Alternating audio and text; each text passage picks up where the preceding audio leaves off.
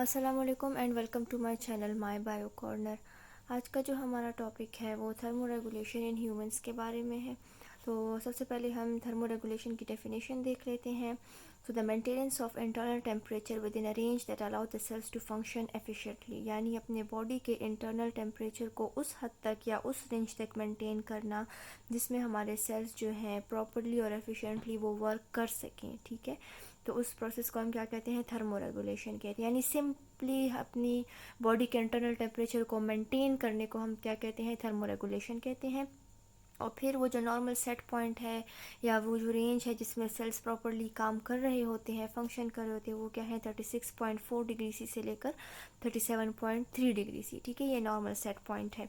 इसके अलावा अब हम थर्मोजेनेसिस को देख लेते हैं कि थर्मोजेनेसिस क्या है। So the process of heat production in organisms. ठीक है, ऑर्गेनिजम्स अगर अपनी बॉडी में हीट प्रोडक्शन करते हैं तो इस प्रोसेस को हम क्या कहते हैं, थर्मोजेनेसिस कहते हैं। ठीक है, मेनली ये प्रोसेस जो है ये कौन रेगुलेट कर रहा है, ये कौन कंट्रोल कर रहा है।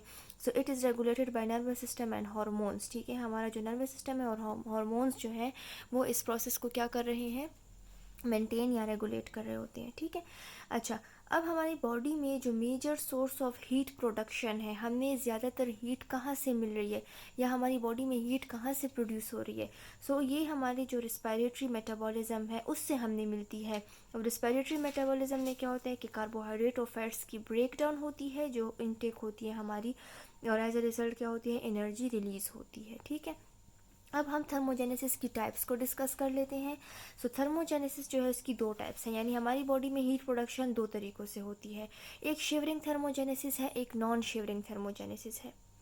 शिवरिंग थर्मोजेनेसिस में क्या है हमारे पास कि शिवरिंग थर्मोजेनेसिस में हमारे पास मसल्स इन्वॉल्व होते हैं, यानी कि हमारे जो वॉलंटरी मसल्स हैं उनकी रिपीटेड स्टिमुलेशन होती है। सिंपल सिंपल अल्फाज में जो कपकपाहट जिसे हम कहते हैं। ठीक है, यानी मसल्स में हमारी रिपीटेडली मूवमेंट हो रही है।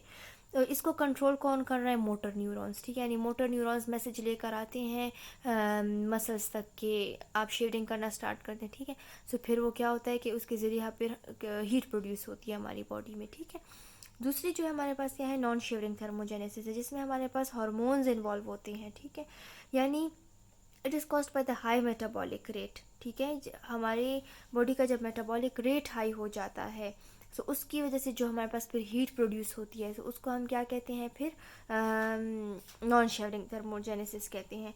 और इसको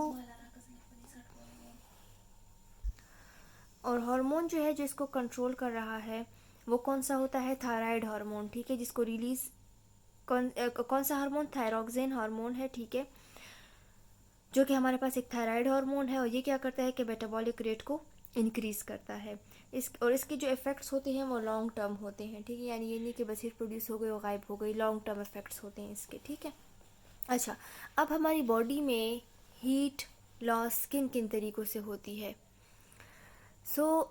इसमें मुख्तलिफ जो है ना पॉइंट्स हैं, रेडिएशन के ज़रिए, वेज़ोडाइलेशन, कंडक्शन, कन्वेक्शन, एवापोरेशन, स्वेटिंग और ब्रीथिंग। ठीक है, तकरीबन हमारी बॉडी में 50% जो हीट लॉस है वो रेडिएशन के ज़रिए होती है। इसके अलावा वेज़ोडाइलेशन के ज़रिए होती है। वेज़ोडाइलेशन क्या, यानी हमारी जो आर्ट्रियोल्स हैं, ठीक है, वो क्या होती हैं, वो डायलेट हो जाती हैं।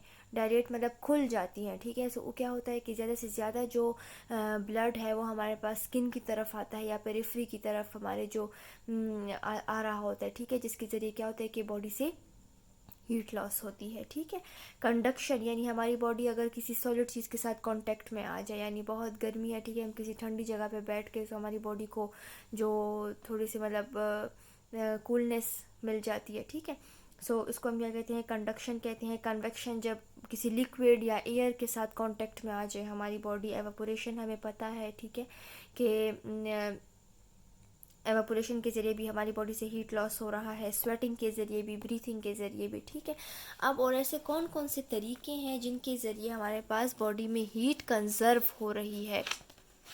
उसको अगर हम देखें ह्यूमन की बॉडी में मुख्तलिफ स्ट्रेटजीज़ हैं। ठीक है, इसके लिए जैसे कि हमारी बॉडी में स्किन के नीचे जो है क्या होती है, एक इंसुलेटिंग लेयर प्रेजेंट होती है। ठीक है, जो कि हीट को कंजर्व करती है बॉडी में। इंसुलेटिंग लेयर क्या है, a fatty layer in the hypodermis of the skin. Second जो है हमारे पास क्या है कि वेजो कंस्ट्रिक्शन, होती हैं, यानी हमारे वही आर्ट्रियोल्स जो हैं वो कंस्ट्रिक्ट हो जाती हैं। फिर ब्लड फ्लो इतना नहीं होता, पेरिफेरी तक ब्लड इतना नहीं आता। तो जब ब्लड नहीं आएगा पेरिफेरी तक तो क्या होगा कि बॉडी में हीट कंजर्व रहेगी, ठीक है, हीट लॉस नहीं होगा। इसके अलावा हमारे हेयर जो हैं वो भी हीट कंजर्व करने का काम करते हैं। किस तरह कि हमारे जो हेयर के फॉलिकल के बेस पे एक मसल प्रेजेंट होता है, ठीक है, स्मूथ मसल है, उसको हम क्या कहते हैं, हेयर एरेक्टर मसल कहते हैं। ये हेयर एरेक्टर मसल जब कॉन्ट्रैक्ट होता है तो हमारा जो हाथ के बाल होते हैं वो क्या होते हैं कि वो ऊपर की तरफ खड़े हो जाते हैं, ठीक है, हेयर इज पुल्ड अपराइट, और एज अ रिजल्ट क्या होता है कि एयर उन बालों में ट्रैप हो जाती है, ठीक है। तो इसके ज़रिए क्या होता है कि हमारी बॉडी में हीट कंजर्व रहती है, ठीक है, बाहर नहीं जाती। इसके अलावा शिवरिंग, वही जब हमने पीछे पढ़ लिया यहाँ पर कि increase muscle contraction by movement, इसके ज़रिए भी हीट कंजर्व रहती है। और जब स्वेट प्रोडक्शन कम होगी, ठीक है, स्वेट नहीं मतलब निकलेगी हमारी बॉडी से, तो हीट भी बॉडी में कंजर्व रहेगी, ठीक है। ऑल ऑफ दिस प्रोसेस, इनको कंट्रोल कौन कर रहा है इन सब प्रोसेस को, हमारा जो सारा कंट्रोल सेंटर है ब्रेन में, हाइपोथैलेमस, ठीक है, ये सारा जो प्रोसेस है ये कौन कंट्रोल कर रहा है, हाइपोथैलेमस कंट्रोल कर रहा है। इसके बाद हम फीवर को देख लेते हैं। फीवर क्या है हमारे पास कि जब बॉडी का टेम्परेचर सेट पॉइंट से इंक्रीज़ हो जाता है, ठीक है, तो उस स्टेट को हम क्या कहते हैं, फीवर कहते हैं या फिर पायरेक्सिया कहते हैं, ठीक है। ये बैक्टीरियल या किसी भी वायरल इन्फेक्शन के ज़रिए हो सकता है, ठीक है। हमारी बॉडी में जर्म्स आए, सो वो क्या करते हैं कि they produce a chemical substance in blood vessel, हमारे ब्लड वेसल में एक केमिकल सब्सटेंस को रिलीज़ करते हैं या प्रोड्यूस करते हैं, जिनको हम पायरोजन कहते हैं।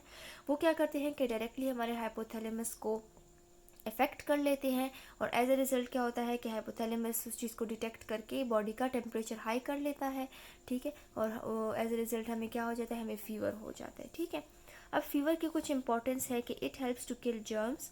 इसके अलावा फीवर जो है ना वो मतलब खुद एक बीमारी नहीं है, वो हमारी बॉडी में किसी इन्फेक्शन या किसी भी मतलब कोई एबनॉर्मल कंडीशन, इसका एक सिम्टम है, ठीक है। सो इसका मतलब कि अगर हमें फीवर है तो इससे क्या हमें पता चलेगा कि हमारी बॉडी में कोई अंदर ऐसी कंडीशन है जिसकी वजह से एक सिम्टम ज़ाहिर हुआ है, ठीक है, कि हमारी बॉडी में कुछ नॉर्मल नहीं है। So indicate any abnormal condition in the body. इसके अलावा जब हमें फीवर होता है तो हमारा जो इम्यून सिस्टम होता है वो एक्टिव हो जाता है। सो मतलब जो हमारे प्रोटेक्टिव मैकेनिज्म्स होते हैं अगेंस्ट जर्म्स, वो क्या होते हैं, स्टिमुलेट हो जाते हैं। सो इसमें हमने पढ़ा कि किस तरह हम हीट लॉस होती है, किस तरह कंजर्वेशन होती है, हमने टाइप्स पढ़ी थर्मोजेनेसिस की। सो ये सारा थर्मो रेगुलेशन ऑफ ह्यूमंस के बारे में था। अगर आपको वीडियो अच्छी लगी हो तो ज़रूर लाइक और सब्सक्राइब कीजिएगा। आपके लिए अब तक के लिए इतना ही, थैंक यू।